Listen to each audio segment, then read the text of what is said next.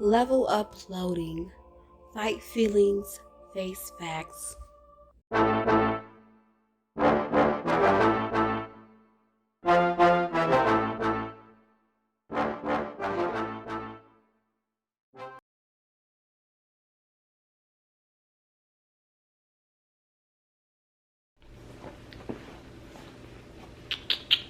Hey y'all, welcome back to Level Up Loading. Fight feelings, face facts with yours truly, Shay Shay.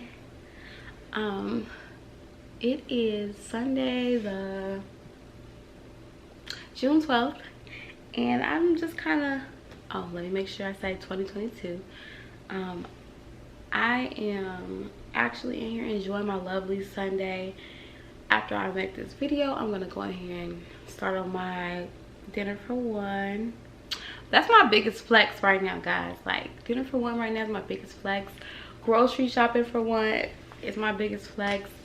Gas prices for one is my biggest flex. Like, okay, sounds like someone trying to throw my house. If y'all want to fight, just say that. Anyway, so, you know, I'm enjoying my singleness. This is a good time to be single, especially as a woman who is very much a giver by nature. So it's very good to be single right now because everything is extremely expensive. But neither here nor there. This episode of Level Up Loading is going to be centered around something that I think that can happen within your level up process, but you need to fight it. And honestly, I think that it can happen in general. Social media has been such a catalyst into so many things, and as many good things as you can say about social media, as many pluses, as many benefits and opportunities and advantages that social media has presented us, I feel like I could probably think of just as many, you know, for the opposite, you know, things that have hindered us, things that has put us in dire need of reality checks, and things that have ultimately killed the concept of humanness and has kind of made humor, it's just a weird time that we're living in. It's a weird dynamic that social media has introduced into the world, and I want to talk a little bit about it. Today's episode is going to be centered around being desensitized.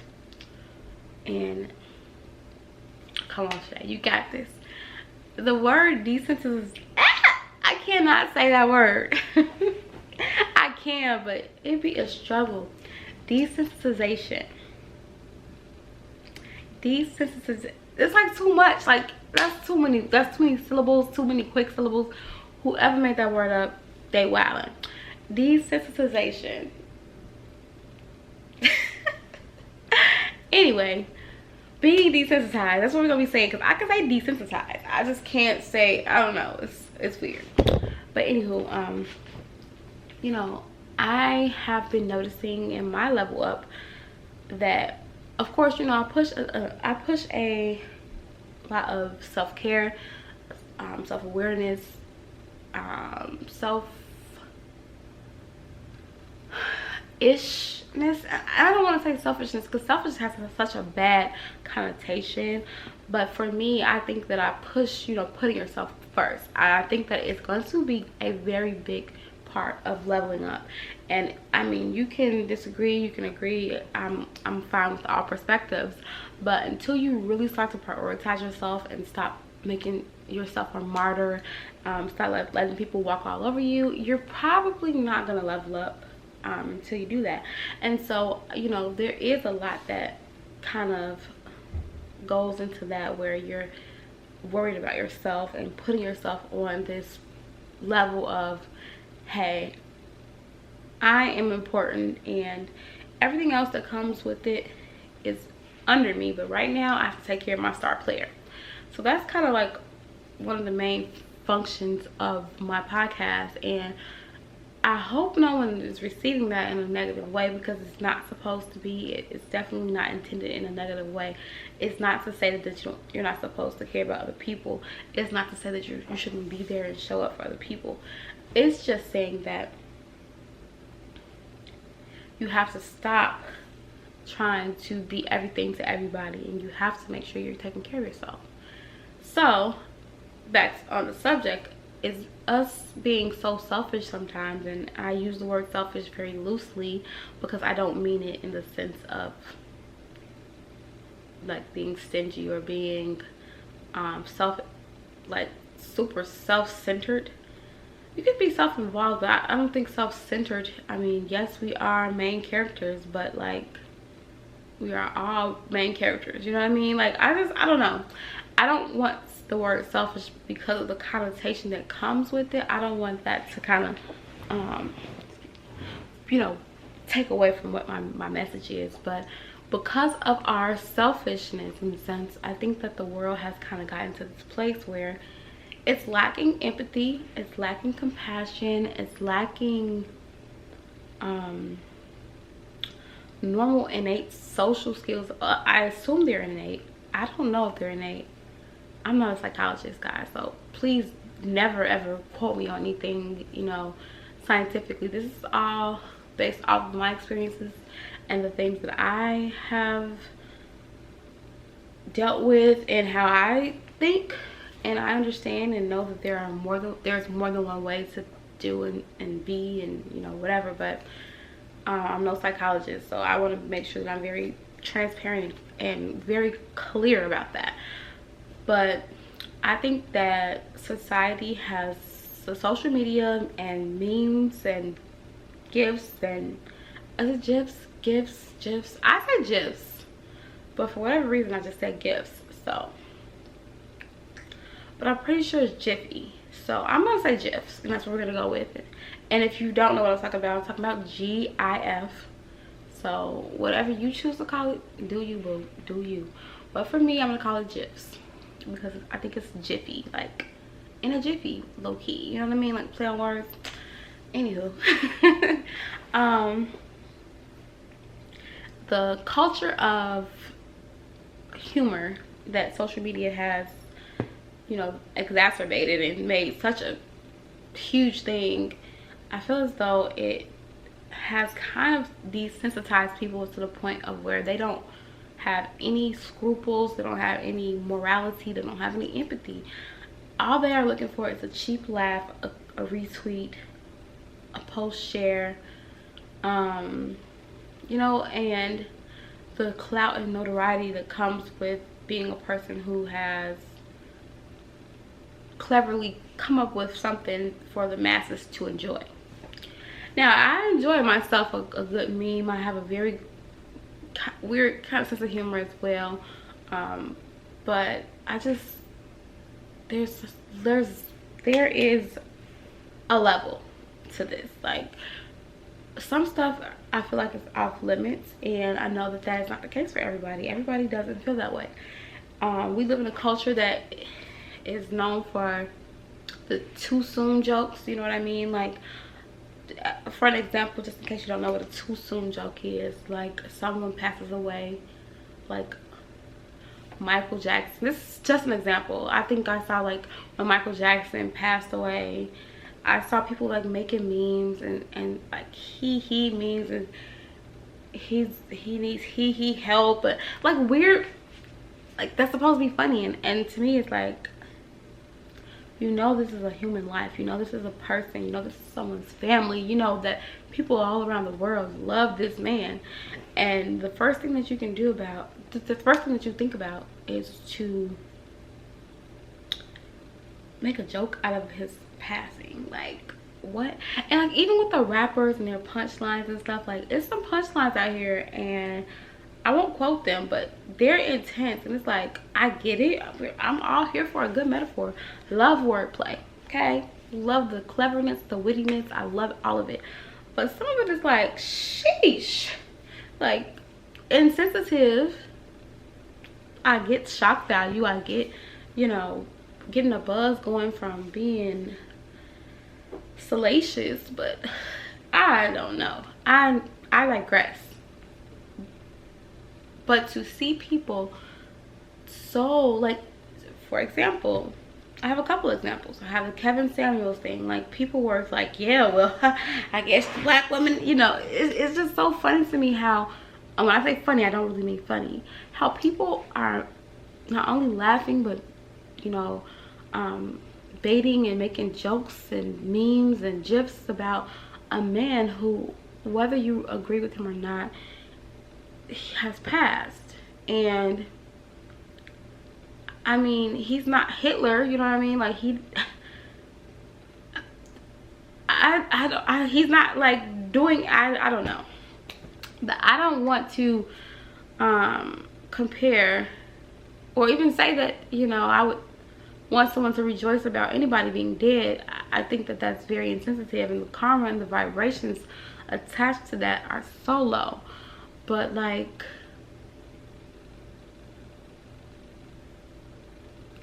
to rejoice in his passing, like, I would prefer, and this is something I just recently said, I would prefer you to be indifferent about it than to be actively a participant in, you know, mocking it or making it a issue. Like, okay, if Kevin Samuels said something that offended you and you didn't agree with him and you feel like he was doing something that was harming whomever, and you heard about him passing and you don't care, then don't care. But like, to go out of your way and rejoice at it, to me, that's another level. That's like another level of I don't know, like, you taking it a little too far. I mean, the karma, I feel like this attached to that type of energy is unrealistic. Because my thing is, we all fall short. We all fall short. We all have things that we don't do that other people, like, that we do that other people don't like. We all have opinions that other people don't agree with. And if I were to put a post up saying this, that, and the third, and so someone says, well, you know what, Shay said this, I'm happy, and I pass away, like, I'm happy she's passed. Good. She should have never said that about men. She should have never said that about women. She should have never said that about, like, what? I mean, we can't control that. I mean, I'm sure when I'm dead I won't care, but I still have family members. I still have you know, loved ones who will ultimately have to witness that. And if and when I am a public figure that I am claiming to be, in whatever way that looks, it would be detrimental for my family to witness my name being sullied and thrown in the mud, all because I had an opinion that didn't agree with someone else. Another example that I recently talked about was the whole Justin Bieber thing. Now, originally when I first was seeing all the memes about him, because for context, Justin Bieber recently had some type of issue, medical emergency, where he has a paralyzed, one side of his face is paralyzed. I believe he got on camera and he kind of like was showing people like his eye was closed or whatever, because one side is paralyzed and the other one is functioning. And so instead of people being compassionate about it or indifferent, 'cause I'll take both, if you don't care, you don't care, they were actively making memes, like actively bullying essentially. And I did not know about the things that he has allegedly said and done in regards to the black community and other different things like that. I really had no knowledge of it because he's not on my radar. Like, sorry Bieber, I don't have Bieber fever. I just don't. He's not on my radar like that. But when I did learn of it, I was like, wow, that's kind of trash. You know, that is trash. But nothing in my spirit, nothing in my soul, nothing in my body was like, oh, that's funny that he's going through this, like, this medical emergency. There's nothing funny about that. And maybe I'm sensitive to it because I have had multiple medical emergencies, and I'm very transparent, and I share a lot of things with you guys when it comes to that. So for someone to be transparent and to get on camera with half of their face, especially someone as known as him, to get on camera with half of his face essentially still, I felt like that was very courageous. And neither here nor there of whatever his viewpoints are, I don't have to agree with his viewpoints to think that it's trash for people to make fun of it, you know what I mean, of his condition. And hopefully it's temporary, and hopefully it's not something that's long term. But even if I were, even in my disappointment and disgust at some of the things that has been said from him about my people, I don't have to rejoice in his situation. I don't have to lament it. I don't have to be sad about it, but I also don't have to rejoice in it. I just think that that's just completely a cold, desensitized way of being. And I feel like the compassion and the empathy has been sucked out of our generation, has been sucked out of our culture these days. And we're so particular and so selective with who we decide and what we decide needs empathy and grace. And I'm no, you know, just like I said, I'm not Beaver Fever. I'm not a huge fan. I mean, he's cool. Okay, cool. We got a song. If I like it, I like it. If I don't, I don't. But like, regardless of who it is, I just don't see how it benefits me or anyone for me to purposely be so cold and rude, and me stepping down to his level of whatever his thought process is that he is entitled to. By the way, unfortunately, sometimes we forget that he's entitled to his way of thinking, no matter how trash it might be, allegedly. But I just don't think that me stooping down to that level is doing anything. It's not doing any good. Two wrongs don't make a right, and that's the most cliche saying ever. Almost, I can't even think of anything more cliche. But honestly, two wrongs don't make a right. Him being trash for saying certain crazy things is not going to trump what me being trash. Like, if I'm trash and he's trash, then we're both trash.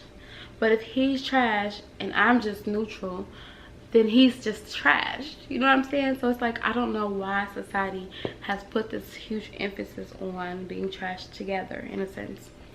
But I really want to get back to, of course, my standard fight feelings and face facts. I really want us to fight the feelings of being so detached from society and so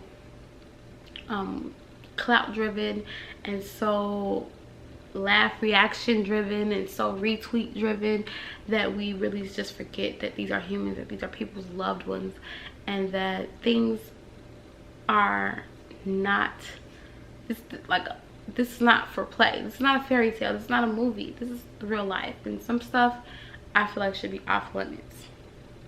We live in a time where people are sharing people getting murdered on camera all over the internet, people sharing videos of children being harmed in multitude of ways. And it's like, what do you get out of this? What has you so, like, I'll click on something and not know what it is, and as soon as I see where it's going, I'm clicking off of it because I'm not desensitized to that point. I can't just sit here and ingest something so harsh or something so cruel, and then not only that, but share it everywhere and just be like, oh y'all, look at this. Not even in a awareness type of way, or a shocked, appalled, disgusted type of way, but almost like trauma porn, and like that's what they call it. And for me, I just can't. In this world that we live in, we are living in a time where everyone is just very much robotic. We're turning into robots. we're so detached from our feelings. Nobody wants to have feelings. Nobody wants to have a care in the world. Nobody wants to go first in being vulnerable. Nobody wants to show their care. Nobody wants to actually be in a position where they have to articulate their emotions. And it's scary to think of, because if it's like this now, like, where would it be in 2 years? You know what I mean? Fighting the feeling of being detached, desensitized, and just cruel, honestly. I want to fight that feeling, because that's not a part, the vibrations and the levels that I'm trying to go to, I can't take that energy with me to my level. I'm not gonna go far with the energy of being trash with me. Like, no, I'm not. I'm trying to vibrate as high as I possibly can, and holding on to something like that is just, unfortunately, to me, it's absurd.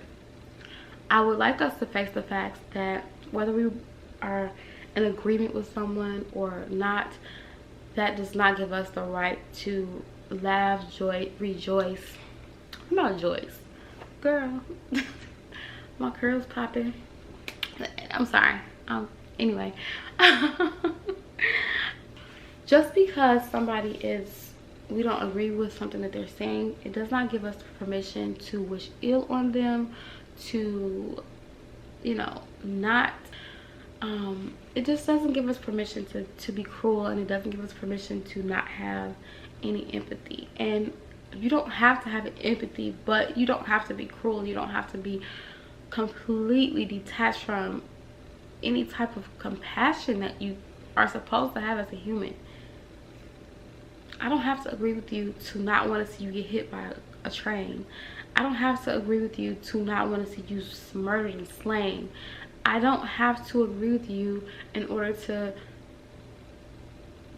not want to see you, you know, harmed. And I just think that we're taking very trash energy and we're really transmuting it, and I don't like it for us, because you cannot go higher if you are carrying around energy that is low vibrational. If you have energy that's low and you're trying to go high, it's not gonna work. You might get to the middle to balance it out, but that's it. You're never gonna go high with that low energy around you. So I implore you guys, if you are vibrating low and you're indulging in energy and things that actually are harmful to someone, purposefully and intentionally harmful, I just really implore you to let go of the too soon jokes, to let go of the funny memes about sensitive subjects, very sensitive subjects. It's not a good look. It's not cute, and I don't think that that's something that we should be proud of doing. For myself personally, I'm trying my best to keep my social media presence up, joke, laugh, still maintain my sense of humor, but also do it as a human and do it as a person who has empathy and knows how to treat mankind. Not always the easiest, but we have to at the very least try. I think that we all can do that, and I know that we all have our shortcomings, but ultimately it's up to us to decide how far we're going to take a joke. If that joke is distasteful, if that joke is too harsh, if that joke will come back to bite us. Saucy Santana, you know. And my thing is, like, when we're young and we're tweeting on these social platforms, we don't know that there are people that have enough time in their day to go back all the way to the beginning of our time to screenshot. I mean, we do know that, because there's literally organizations that get paid to do that. But we don't remember what we said. We don't know how problematic we were at that young age. Like, even Facebook memories, like, sometimes that can pop up with some stuff and I'm like, oh my god. Now mind you, not only my views were different, my age was different, my mindset was different, my thought process was different, but the times were different. The cancel culture wasn't there. The level of freedom of speech was, you know, different. The community guidelines and the level of censorship was completely different. And so sometimes like Facebook memories will pop up with a